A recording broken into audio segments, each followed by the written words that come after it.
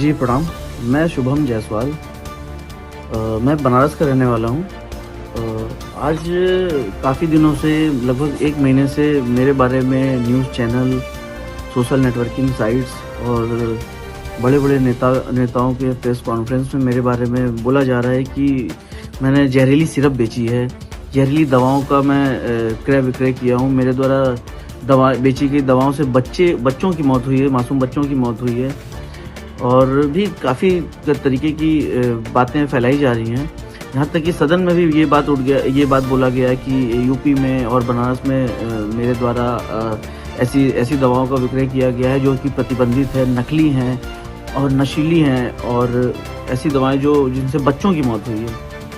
तो जी, मैं आप सभी को ये बताना चाहता हूँ कि ये सारी बातें झूठ हैं। माननीय अखिलेश यादव जी, जो कि समाजवादी पार्टी के राष्ट्रीय अध्यक्ष हैं, उन्होंने भी इस पे टिप्पणियाँ की हैं। उनके अलावा भी बहुत से नेता लोग ऐसा बोल रहे हैं कि मैंने जहरीली सिरप बेची है, बच्चों की मौत हो गई है, या खांसी हो तो आप सिरप मत पीजिए। जी, इस तरीके की बहुत सी बातें हुई हैं। आप सभी को मैं बिल्कुल क्लियर करना चाहता हूँ, ये सारी बातें झूठ हैं। मेरे द्वारा ऐसा कोई कार्य नहीं किया गया है। आप देखिए कि ये है फेंसिडिल कफ सिरप, ये एबट हेल्थ केयर का आता है। एबट हेल्थ केयर एक मल्टीनेशनल कंपनी है। जी, आपको मैं बता दूं कि फेंसिडिल कफ सिरप ना ही प्रतिबंधित है, ना ही जहरीली है, ना ही किसी भी तरह की नारकोटिक श्रेणी में आती है। आप, मेरे पास डॉक्यूमेंट्स हैं इससे रिलेटेड जो भारत सरकार ने जारी किए हुए हैं। ये एक सामान्य श्रेणी की दवा है जिसको कफ होने पे यूज करते हैं। आपको मैं ये भी दिखाना चाहता हूँ, जो बच्चों की मौत हुई थी,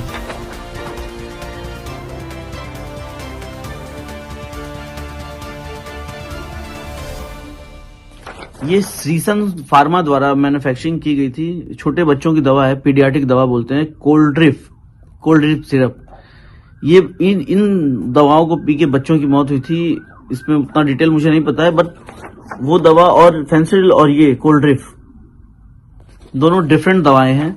इन दवाओं से, मतलब फेंसिडिल से किसी बच्चों की मौत नहीं हुई थी क्योंकि वो बच्चों के लिए सिरप है ही नहीं है, वो अडल्ट्स के लिए है। और बच्चों की सिरप अलग आती है जो कि ये है, जिससे बच्चे पी के मरे थे। तो माननीय अखिलेश यादव जी, माननीय नेता, मैं आप सभी को ये बताना चाहता हूँ कि कृपा करके इस तरीके की राजनीति ना करें और ना ही लोगों को आप भ्रम में डालें कि यूपी में या बनारस में ऐसी सिरप बेची गई जिनसे बच्चों की मौत हो गई थी। जी, आपको मैं बता दूं कि फेंसिडिल कफ सिरप की जो मैन्युफैक्चरिंग होती है, मैं आपको पूरा डिटेल बताना चाहता हूं कि इसको भंडारण, आपको तो पहले बता दूं, किसी तरीके का ऐसा गवर्नमेंट का कोई रूल नहीं है कि इसकी कोई लिमिट है, इसको भंडारण करने की लिमिट है या इसको क्रय विक्रय करने की लिमिट है।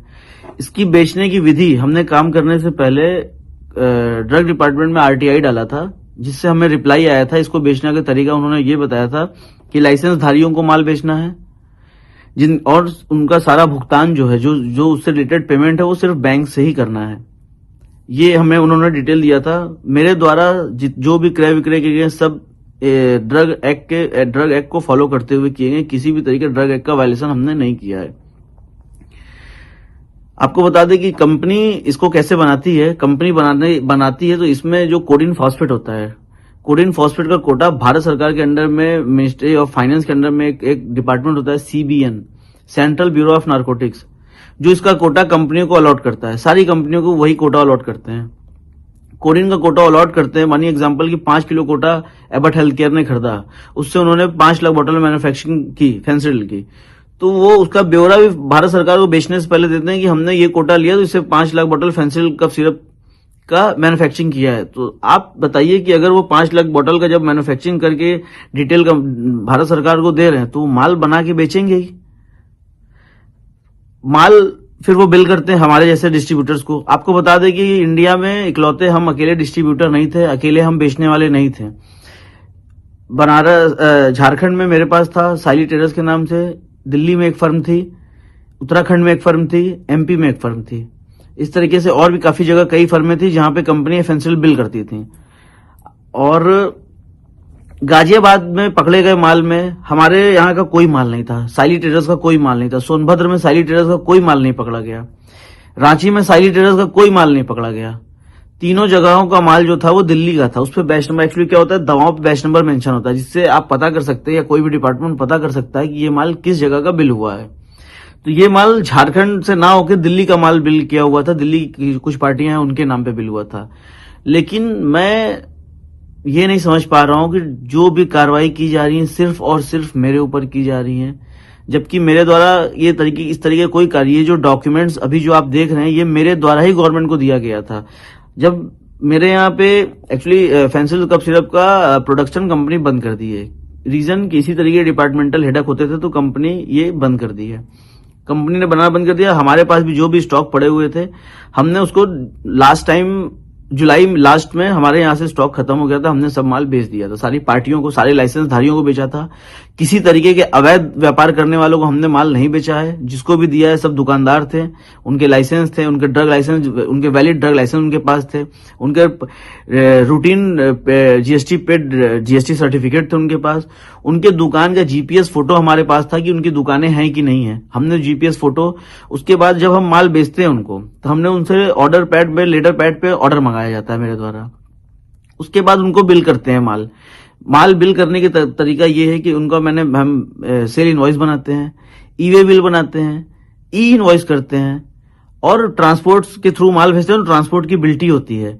जो ई वे बिल बनता है, जिस गाड़ी से माल उस पार्टी को डिलीवर होता है उस गाड़ी का डिटेल उस ई वे बिल पे मेंशन होता है, ताकि मतलब वो ओवरऑल सारा बिल कंप्लीट करके फिर हम माल उनके पास भेजते हैं।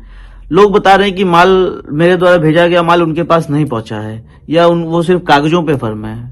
आपको मैं बता दूं कि जो भी ई वे बिल पे गाड़ियों का डिटेल है उससे टोल का डिटेल निकाल लिया जाए, चेक कर लिया जाए कि गाड़ियां वहां गई हैं कि नहीं, माल उनको डिलीवर हुआ है कि नहीं। हमारे पास माल डिलीवर होने के बाद हम बिल की रिसीविंग लेते हैं, बिल्टी की रिसीविंग लेते हैं। हमारे पास ऑल डॉक्यूमेंट्स हमने ड्रग डिपार्टमेंट्स के लिए मेंटेन करके रखा था, जो हमने अपने झारखंड ड्रग डिपार्टमेंट को दिया। झारखंड ड्रग डिपार्टमेंट द्वारा जहां जहां हमने माल भेजा वहां के ड्रग अथॉरिटी को ये शेयर किया गया। उसके बाद जहां जहां हमने माल भेजा था वहां वहां हमारे खिलाफ मुकदमा ड्रग डिपार्टमेंट द्वारा लिखवाया गया और एनडीपीएस मुकदमे लिखवाए गए, 420 में मुकदमे लिखवाए गए। बनारस, जौनपुर, चंदौली, गाजीपुर, सोनभद्र, हर जगह हमारे खिलाफ मुकदमे लिखवा दिए गए हैं। आपको मैं बता दूं कि मेरा किसी तरीके का या मेरी फैमिली का किसी तरीके का कोई भी आपराधिक हिस्ट्री नहीं रहा है, क्योंकि हम एक व्यवसायी परिवार से बिलोंग किए हैं और हम सिर्फ व्यवसाय किए हैं।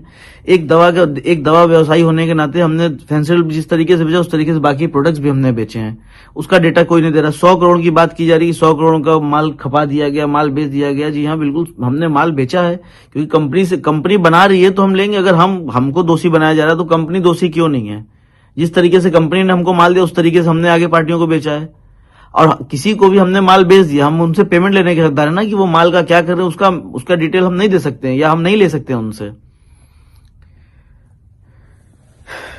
गाजियाबाद, सोनभद्र में भी मुकदमा हमारे खिलाफ लिखा दिया गया। गाजियाबाद में आपको बता दें कि गाजियाबाद में जो भी अभियुक्त पकड़ा गया माल के साथ, सौरभ त्यागी से मेरा कोई संबंध नहीं था, लेकिन ड्रग डिपार्टमेंट के कुछ अधिकारी जबरदस्ती मेरा नाम लिखवा दिए थे, क्योंकि वो मुझसे पैसे की डिमांड करते थे और मैंने पैसे देने से हमेशा मना किया, क्योंकि पैसे वो देते हैं जो गलत काम करते हैं। मेरे द्वारा किसी तरीके कोई गलत काम नहीं किया गया था।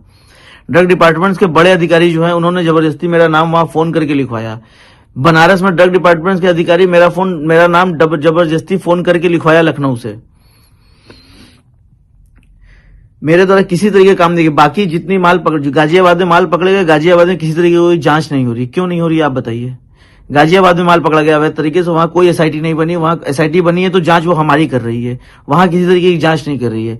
दिल्ली की फर्मों की जांच नहीं चल रही है, मध्य प्रदेश की फर्मों की जांच नहीं चल रही है, उत्तराखंड की फर्मों की जांच नहीं चल रही है, जांच सिर्फ हमारी चल रही है। ऐसा हमें समझ में नहीं आ रहा है कि ऐसा मेरे साथ क्यों किया जा रहा है। मैं आपको ये भी बता दूं कि मेरा किसी तरीके की किसी राजनीतिक दलों से, किसी राजनेता से मेरा किसी तरीके का व्यापारिक संबंध नहीं रहा है। नॉर्मल भी किसी तरीके का मेरा किसी संबंध नहीं रहा है। फोटो वीडियो के बारे में मुझे नहीं पता उतना।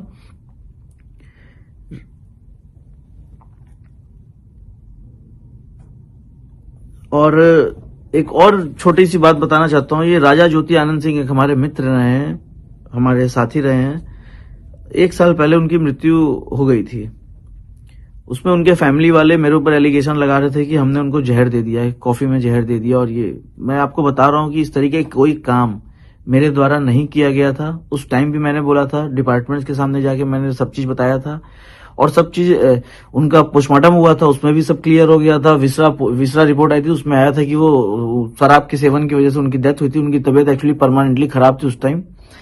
और उनके घर वाले हैं, उनके कुछ रिलेटिव, उनके जीजा, उनके पिताजी हमसे बहुत पैसे की डिमांड की लगभग, जो मैंने नहीं दिए, क्योंकि वो मुझे धमकी देके पैसे मांगते थे कि तुमको इसमें फंसा देंगे अगर पैसे नहीं दोगे तो।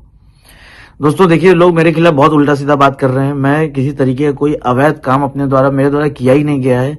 मुझे फंसाया जा रहा है। माननीय मुख्यमंत्री जी से मैं निवेदन करता हूं कि जांच आप करवा ही रहे हैं, मुख्यमंत्री जी जांच, क्लियर जांच कराइए ताकि मुझे फंसाया ना जा सके। मुझे हर जगह फंसाया जा रहा है, बाकी सारी पार्टियों को ये डिपार्टमेंट वाले बचा रहे हैं और सिर्फ मुझे फंसा रहे हैं।